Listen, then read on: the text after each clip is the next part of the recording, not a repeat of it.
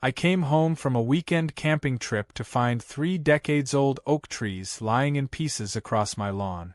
A rented wood chipper was still humming on the sidewalk. Karen was standing in my yard, sipping a mimosa. And no, this isn't a movie.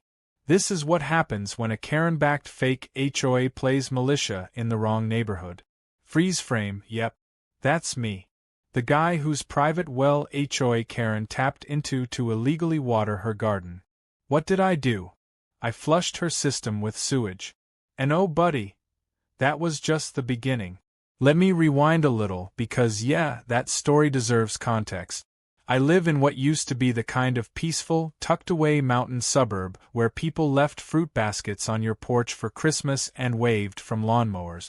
I bought this house 12 years ago, custom-built it, actually. The land came with a catch: 3 massive oak trees rooted right in the center of the property. But that wasn't a problem. It was the reason I chose it. I'm a landscape architect, and those trees? They weren't just beautiful. They were part of a federally protected conservation easement. I even named them, quietly, in my head. Yeah, I'm that guy. Anyway, life was good until Karen moved in next door. Karen, whose real name is Barbara but insists everyone just calls me Karen, came in like a blonde bobcat tornado in yoga pants and wedge heels, declaring herself the savior of property values and community spirit. Within a month, she'd wrangled together 4 other equally bored busybodies, made up letterhead, and declared the street part of the Oak Point Improvement Association, aka her fake HOA. No one signed anything. No one agreed to anything. But that didn't stop Karen from acting like she was the law. It started small, of course. A passive-aggressive note taped to my mailbox. Perhaps the oaks could use a seasonal trim? The street is looking a bit dark. Then it escalated to printed flyers. Beautification improves home value. Let's all do our part. Always with a cartoon acorn logo. Cute if it weren't for the veiled threats. Then came the friendly inspections. Karen would stroll down the sidewalk, phone in hand, snapping photos of people's flower bed. One day, I caught her reaching over my fence to measure the height of my compost bin. I asked her what in God's name she was doing, and she smiled and said, "Just ensuring harmony in the neighborhood." I ignored her. At first, I figured if I gave her zero oxygen, she'd eventually fizzle out. Big mistake. A few weeks later, she knocked on my door holding what looked like a homemade HOA citation form. Apparently, my trees were now a nuisance to visibility, and may cause emotional distress to residents sensitive to enclosed spaces. I told her, as politely as possible, to shove it. She gave me the look, eyebrows raised, tight smile, like I just threatened national security. That's when I knew Karen was going to escalate. Now let me explain just how protected those trees were. Years ago, I enrolled this property into a rewilding initiative. There's a small spring running near the base of the hill, used to be part of a migrating bird corridor. Those trees hosted 2 protected bird species and a squirrel population that was being tracked by a university study. I had the documentation, the federal tags, and the laminated certificate. Legally, those trees weren't just mine. They were monitored. Touching them without the right permits was a felony. But Karen? She thought laminated certificates were just things people print off the internet. Things quieted down for a bit. I'd filed a formal complaint against her fake HOA with the county. I figured that would slow her down. Instead, she just got sneakier. Like the time she tried to sneak her gardener into my yard to trim back branches for safety. He was halfway up the ladder before I caught him. I made sure he left with his shears and a very colorful vocabulary lesson. After that, I installed cameras, because I had a feeling it wasn't over. And oh, was I right. The weekend I went camping, just 2 days off-grid in the state park. I came back to what looked like a battlefield. My trees, the giants I'd built my home around, were cut down to stump. A contractor's truck was still parked on the side of the road, trailer gate open, sawdust coating the pavement. And there she was, Karen. in a wide-brimmed hat and oversized sunglasses, sipping a mimosa in a lawn chair she'd placed on my property.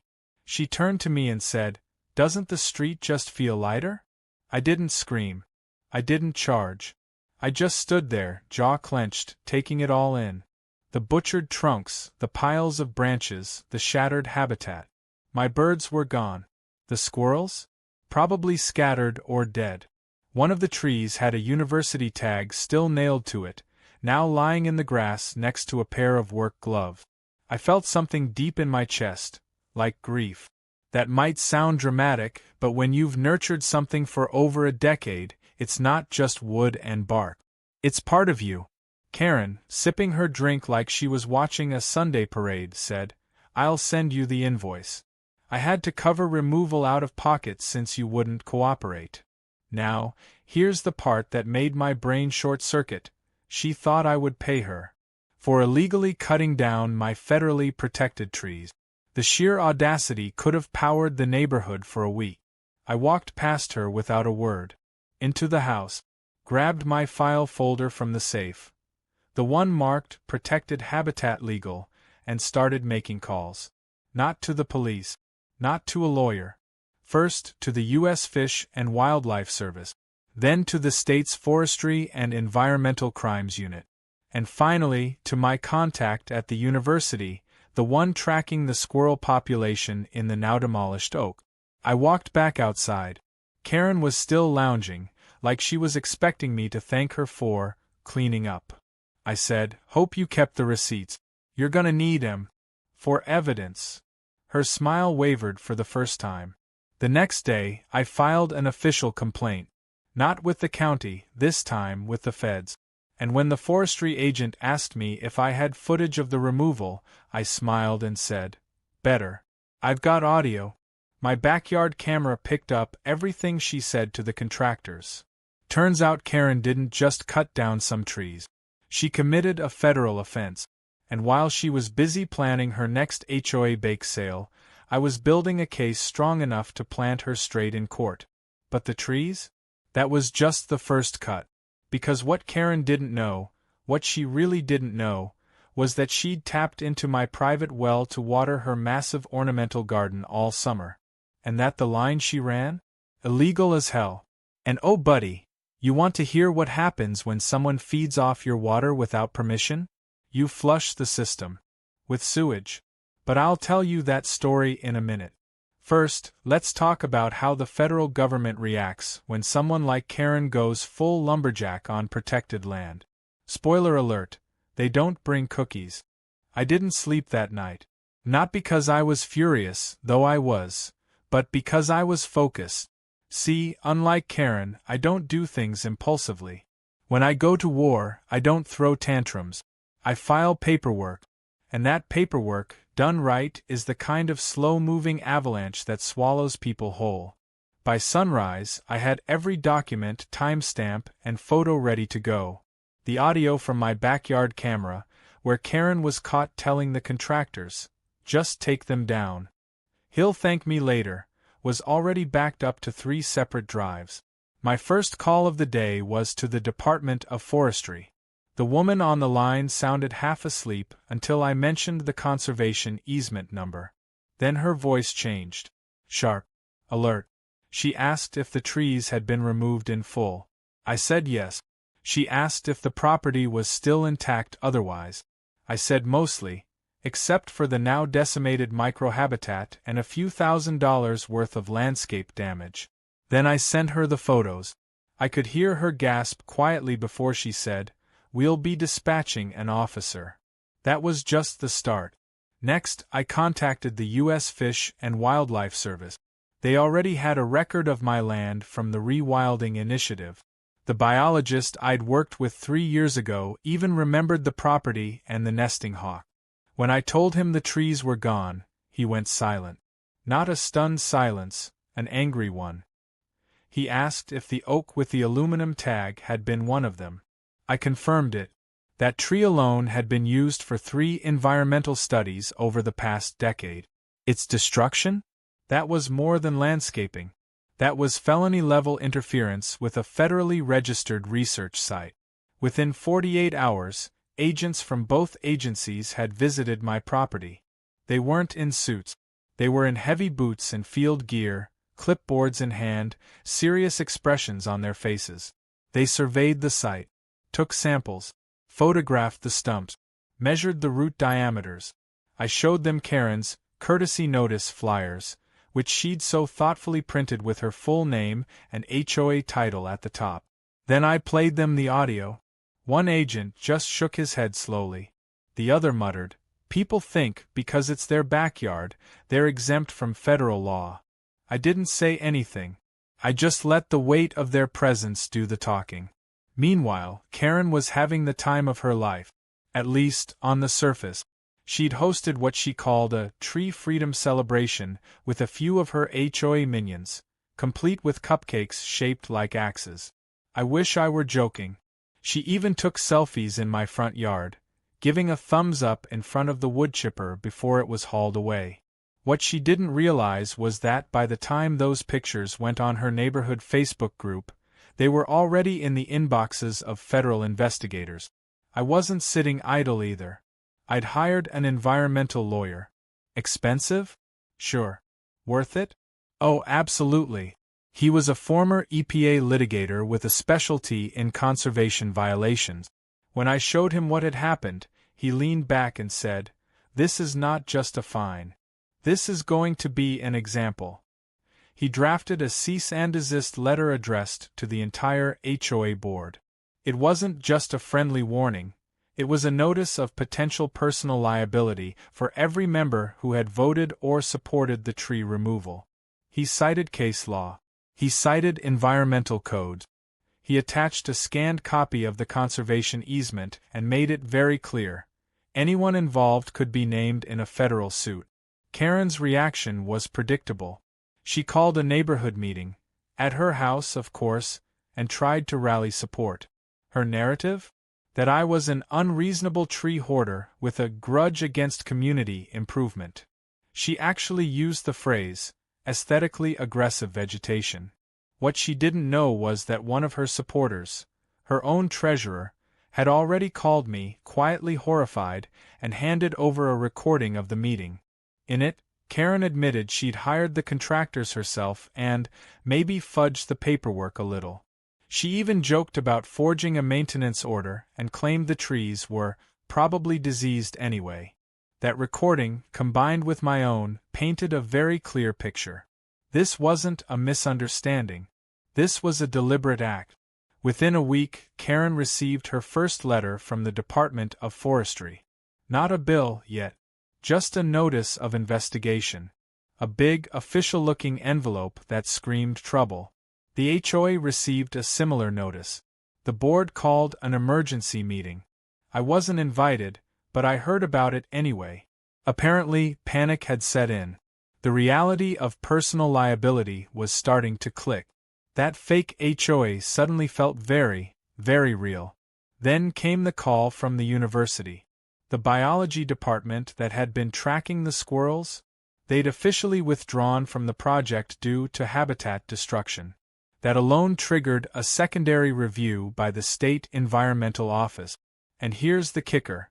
Because the project was partially grant-funded, the university was now considering legal action to recover damages. That meant not only had Karen cut down trees, she jeopardized a funded scientific study. You can't make this stuff up. Of course, Karen didn't back down right away. She doubled down, marched up to my door with a stack of documents, badly printed, barely legible, and tried to claim I had failed to post protected site signage. I laughed. Right in her face. Then I handed her a laminated placard I'd posted on the back gate 2 years ago. Faded, sun-bleached, but still visible. Right next to the university research notice. She stared at it, blinking like it had just appeared out of nowhere. Then turned around and stormed off without a word. I knew what was coming next. Smear campaign. She went online. Started posting in neighborhood group. Claimed I'd sabotaged her garden. That I'd manipulated the federal agents with faked evidence. She even called into a local talk radio show and told them I was harassing her. What she didn't know was that every public lie she posted or spoke only added fuel to the fire. My lawyer was keeping receipts. So were the agencies. Then, right when I thought she couldn't get any bolder, I caught her gardener, again, sneaking into my yard. This time with a hose. I was about to go outside and unleash hell when I realized something. He wasn't watering anything. He was connecting something. I followed the line. It ran across the fence, into her backyard, and straight into a splitter from my private well system. Oh no. She wasn't just stealing water. She'd installed a hidden valve system to siphon from my property. For months, while publicly calling me a threat to community values, she'd been tapping into my private well to keep her imported lavender bushes alive during a water restriction. And the moment I realized it, I smiled. Because unlike the trees, which were protected by federal conservation law, this fell under a whole different set of legal categories. Theft of utilities, trespassing, property damage. And if I wanted to get creative? Oh, I could get real creative. I didn't yell. I didn't knock on her door. I just made a phone call. Not to the authorities. Not yet. First, to a friend I'd helped with a property design years ago. He worked for the local sanitation department. And he owed me a favor. Because if Karen wanted to water her yard with my system, she was about to find out what happens when you cross the wrong valve. You'd think after getting a letter from the Department of Forestry and having her name added to an active investigation by the U.S. Fish and Wildlife Service, Karen would at least try to lay low. Maybe keep her mouth shut, stop trespassing, and stop turning my life into a low-budget legal drama. But no. Karen, being the fearless suburban warlord she imagined herself to be, decided now was the time to escalate. Again. The morning after I discovered her illegal irrigation setup tapping into my private well, I woke up to find my mailbox had been yanked out of the ground and tossed into the ditch. Petty? Absolutely. Effective? Not in the slightest. What she didn't know was that while she was planning another HOA newsletter about harmonious hydration, or whatever nonsense she was cooking up, I had just activated the most beautiful form of suburban revenge: municipal compliance. It started with one favor. A quick phone call to someone who knew the ins and outs of our town's sanitation systems better than anyone. The guy owed me from back in the day when I'd redesigned his backyard to keep his pool from constantly flooding. We were even. Or at least we had been. I explained the situation. Told him Karen had illegally tapped into my system and was using my water, unmetered, unpaid, and unauthorized. He let out a long, low whistle and said, "Well, that's not just theft, that's contamination risk." Which, in city worker terms, is like yelling fire in a theater. Within 2 hours, I had a written statement confirming that such a setup wasn't just illegal, it could qualify as a public health violation. If cross-contamination ever occurred, and her side leaked back into mine, I'd have grounds for a full-blown civil and criminal complaint. Now, I didn't go nuclear immediately. That's not how you play this game. No, I let her keep using the water for just a little longer. Just long enough to install a little surprise in the system.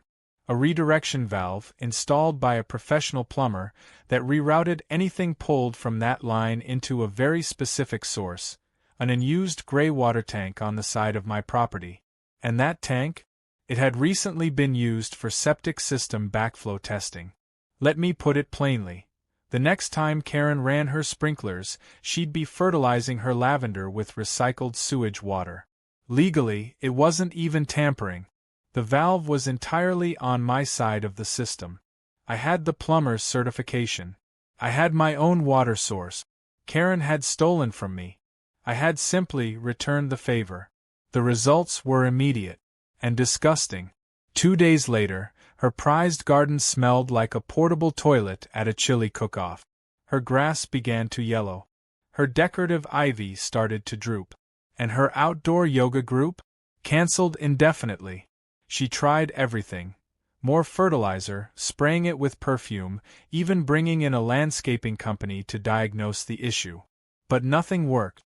because the system kept pumping tainted water, and the more she used, the worse it got. The best part? She couldn't prove a thing. When she finally figured out the water was coming from my property, she stormed over in a fury, fists clenched, ready to unleash some HOA-fueled tantrum. I met her on my porch, calm as could be, sipping a lemonade like I was hosting a garden party. She yelled, "You poison my garden!" I smiled and said, "Karen, you've been stealing from my private well for months. I didn't even know until last week. But hey, if you want to file a report, go ahead. I'm sure the authorities would love to hear how you installed illegal piping across property lines." She sputtered, stammered, turned a color I can only describe as rage mauve, then stormed off. I called after her, "Make sure to use gloves when you're pulling those plants. Gray water can be tricky." That was the moment everything shifted. Karen had always seen herself as untouchable, the queen of cul-de-sac compliance. But now, she was rattled. She stopped smiling in public, stopped walking her little dog past my house. The confidence had cracked, and the federal agents hadn't even finished their investigation yet. Then, one glorious Tuesday morning, they did. It started with a knock at her door. Unmarked car. 2 agents in plain clothes. I watched from my front porch as Karen opened the door, looking confused. She stepped outside and they showed her their badges. I couldn't hear everything, but I saw the way she froze. The way her face dropped. One of them handed her an envelope. She tried to argue, gesturing toward my house, probably throwing me under every imaginary bus she could, but it didn't matter. These guys weren't interested in HOA drama. They were building a case. Later that afternoon, I got the call. The Department of Forestry was issuing a formal violation notice to the HOA. Estimated damages, $87,000. Karen, as the acting president and signer of the contractor form, was being held personally liable for $15,000 of it. And that was before the potential restitution for the university grant. There was a hearing scheduled. They asked if I'd be willing to testify. I told them I'd be happy to, but warned them I tend to get very emotional when people destroy endangered wildlife habitat. Karen's empire began to collapse from the inside. The HOA board, now terrified of being dragged into a federal lawsuit, turned on her faster than a cat hearing a vacuum cleaner. A vote was held, quietly behind her back, and she was officially removed as president. Her little HOA club? Dissolved. The flyers stopped. The notes stopped. The passive-aggressive inspections came to a sudden, screeching halt. Neighbors started coming out of the woodwork to tell me their own stories. Turns out Karen had fined someone for painting their garage door too bright. She'd yelled at a teenage boy for parking slightly crooked. She'd even once threatened to tow a neighbor's food truck trailer from their own driveway. Everyone had a Karen story. No one had ever dared to push back. Until now. One neighbor, Marcy, brought me banana bread and whispered, "You're like the HOA assassin. You're doing the Lord's work." Another slipped a thank you card into my mailbox with a gift card for coffee and a single line, "Please never move." But Karen wasn't done just yet. Her final Hail Mary came in the form of a lawsuit. She filed it herself, without a lawyer, claiming emotional distress, property sabotage, and slander. She submitted copies of her destroyed garden photos and printouts of our neighborhood Facebook posts. My lawyer laughed when he read it. He filed a motion to dismiss that was so thorough, the judge didn't even schedule a hearing. Just tossed it out within a week and slapped her with court fees. At this point, she was out thousands, publicly humiliated, and left with a garden that smelled like a truck stop bathroom. And still, she hadn't hit rock bottom. Not quite. Because the final blow was poetic. After all her obsession with views and aesthetic harmony, the restoration plan for my property included planting not just the original trees, but 20 new saplings. All native, all tall, all fast-growing, and all planted in a design that, when fully grown, would form a wall of green that completely blocked her prized mountain view. And the best part? She had to pay for it. That's right. As part of the HOA's restitution agreement, Karen and the board were financially responsible for replanting efforts. Every tree, every shrub, every penny, and I made sure the landscaper included a custom note on the receipt. Scenic View Obstruction Package, Deluxe. Karen thought cutting down my trees would improve the neighborhood. Instead, she made sure the whole street knew exactly what kind of parasite she was. And the forest? It always grows back stronger. You'd think, after the lawsuit failed, after the federal fines hit, and after her own neighbors voted her out of her imaginary HOA kingdom, Karen would finally retreat. Curl up in her gaudy sunroom with her tacky throw pillows and sip her disappointment in silence. But no. Karen, true to form, made one final attempt to salvage her shattered legacy. She started a petition, an actual clipboard, door-to-door style petition, to restore community order and property value harmony. Her pitch? That the neighborhood needed structure and that I, apparently, was a menace to suburban balance. She claimed my reforestation efforts were aggressively personal and that my restored tree line was a hostile environmental act. Her words, not mine.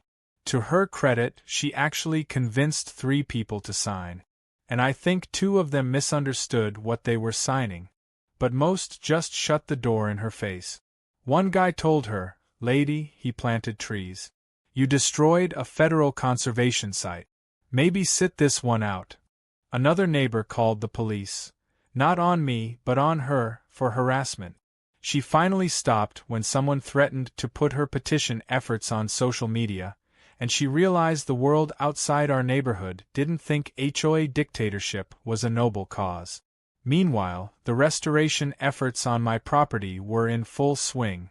The forestry agency partnered with a local eco-contractor to plant 20 native saplings, plus underbrush, pollinator plants, and even a couple of nesting structures for birds and bats.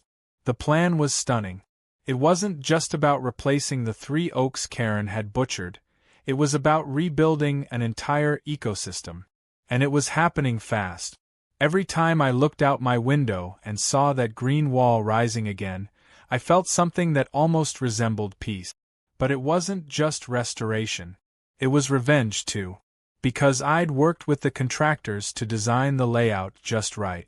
A tight pattern of fast-growing trees, some that would reach 30 feet within a couple of years.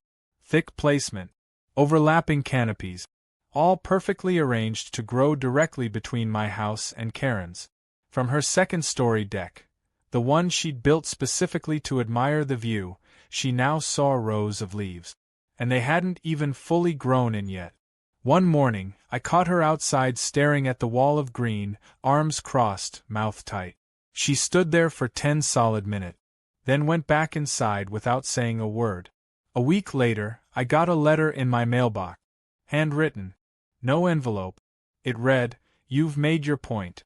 Maybe we can start over. Neighbor to neighbor." I didn't reply.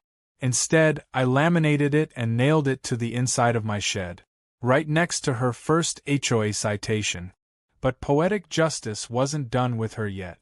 The university filed its own civil suit, not against the HOA but against her personally. They cited loss of research material, time, and data, and requested reimbursement for grant funds lost due to the habitat destruction. That was a 5-figure number all on its own. Her insurance didn't cover it. The university didn't settle. The case dragged on, but eventually she had to sell one of her investment properties to pay it off.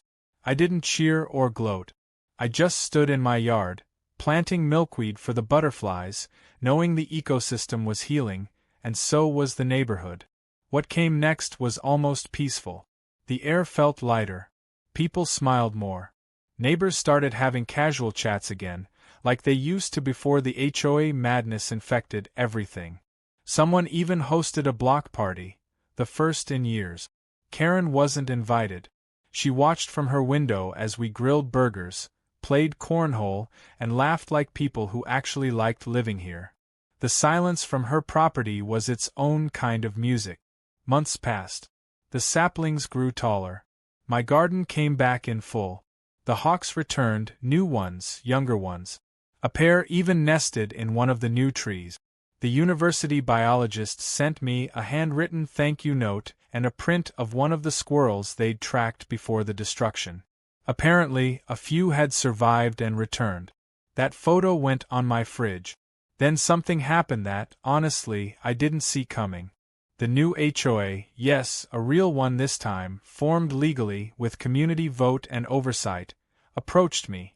They wanted me to join the advisory committee. Not as a board member, but as a sort of environmental consultant. Someone to make sure nothing like this ever happened again. I said no at first. I'd had my fill of drama and passive-aggressive policy. But they insisted. Said they wanted someone who actually knew the land, someone who had earned the community's trust. And, to be honest, a part of me liked the idea of using what I'd learned to make things better. So I joined. Quietly. No title, no flyers. Just a voice in the room that said, maybe we don't need to micromanage people's lawns.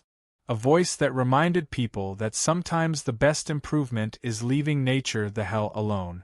Karen, by this point, was a ghost. She still lived there, but rarely left the house.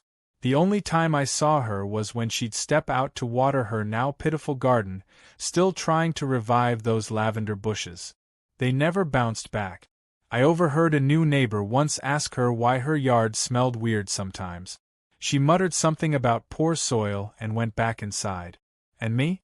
I kept living, kept planting, kept watching the canopy rise higher every season. I built a treehouse, yes, an actual treehouse, in one of the new oaks. Not for kids. For myself. A quiet spot to sit and read, or sketch designs for clients, or drink coffee while watching squirrels reclaim their kingdom. It overlooked Karen's yard. I didn't plan it that way. But I also didn't not plan it that way. Every once in a while, someone new moves in and asks about the massive green wall between our yards. I always smile and say, oh that's the result of one woman's fight for a better view. And when they laugh or ask what I mean, I just tell them to ask literally anyone on the street. Karen came for control, and she lost everything. Her power, her influence, her beloved view. But more than that, she learned the same lesson every self-appointed tyrant eventually learns when they mess with the wrong neighbor. You can cut down a tree. You can poison a garden. You can steal water, spread lies, and bully your way into leadership. But you can't outsmart a guy with a memory like mine, a legal file thicker than a Bible, and absolutely nothing left to lose. The roots always run deeper. And when they grow back, they don't just reclaim the land. They block the view, build shade, invite life, and remind everyone exactly who won. Karen wanted an open horizon. Now all she sees is green.